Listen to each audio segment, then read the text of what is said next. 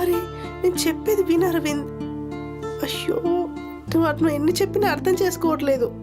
మా అమ్మ వాళ్ళతో నేను మాట్లాడతాను చెప్పాను కదా, నీకెందుకు? ఏంటి వీడు నేను ప్రెగ్నెంట్ అయ్యానన్నా పట్టించుకోవట్లేదు. అయ్యో దేవుడా.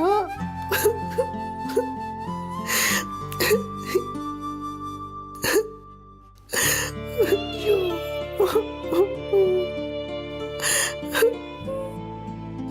మా అమ్మ చెప్పిన మాట వినాల్సిందే, నాకు ఈ శాస్తి కావాల్సిందే.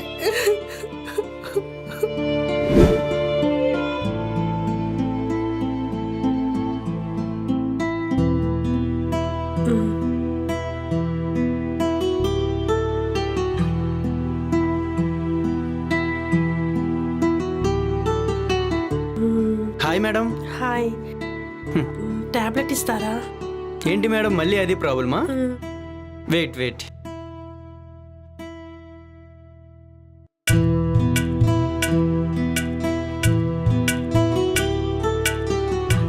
ఇదిగోండి మేడం టాబ్లెట్.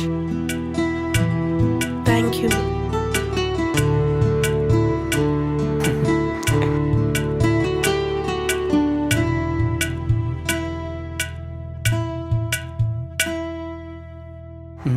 Madam phone మర్చిపోయిందేంటి?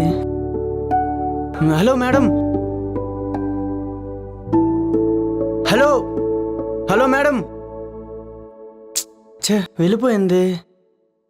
ఇప్పుడు ఎలా?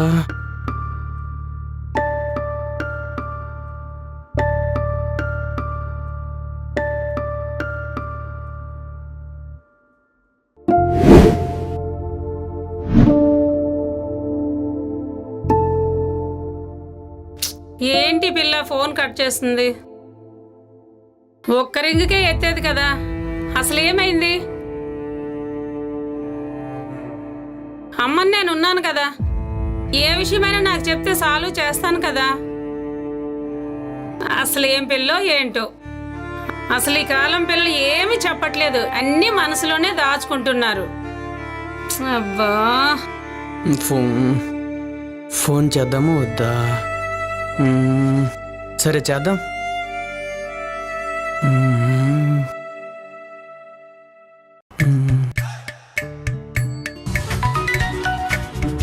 ఆఫ్ చేసింది, లిఫ్ట్ చేద్దాం. బుజ్జి. నేనా ఆంటీ? ఎవడ్రా నువ్వు? ఆంటీ నేను అరవింద్ ఆంటీ, మీ అమ్మాయిని ప్రేమించిన వాడిని,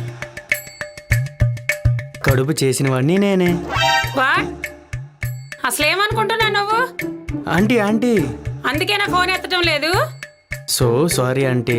ఏం మాట్లాడుతున్నావు బాబు? చదువుకున్న అబ్బాయివి, ప్రేమించిన అమ్మాయిని అలా చెయ్యొచ్చా? చెప్పు బాబు. అదేమన్నా నిన్ను ఇబ్బంది పెడితే నేను మాట్లాడతాను కదా, దాంతో ఎందుకు బాబు నీకు?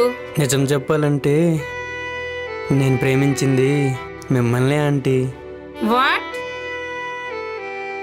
నన్ను నువ్వు ప్రేమించడం ఏంటి బాబు? ప్రియాసల్లో మీ ఫోటో చూసా ఆంటీ, అప్పటి నుంచి నా మనసు మీ మీదకి షిఫ్ట్ అయింది. మీ కూతురితో వద్దు అన్న చాలా ఫోర్స్ చేస్తుంది. నన్నేం చేయమంటావు చెప్పండి? ఫైనల్గా నువ్వేమంటావు బాబు? ఏముంది, నేను ప్రేమించింది నిన్నైతేనే పెళ్లి చేసుకుంటాను. నువ్వు చెప్పినందుకే ఆనందపడాలో, నా కూతురు జీవితం ఇలా అవుతున్నందుకు చింతించాలో ఏం అర్థం కావటం లేదు. ఇంతకీ ప్రియా ఎక్కడుంది? తన రూమ్లోనే. నీకు రూమ్ ఉందా? ఉంది ఆంటీ.